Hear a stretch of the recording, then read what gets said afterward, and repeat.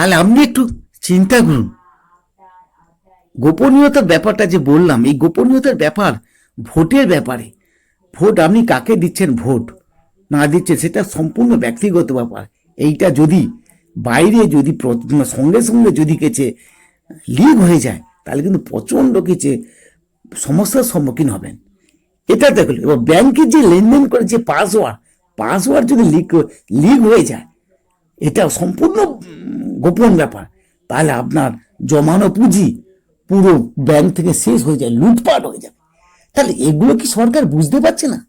যারা সরকার চালাচ্ছে সব অভিজ্ঞ লোক, বয়স্ক লোক, মাথা চুল পেকে গেছে, বয়স হয়ে গেছে, তাদের লজ্জাবোধ নেই?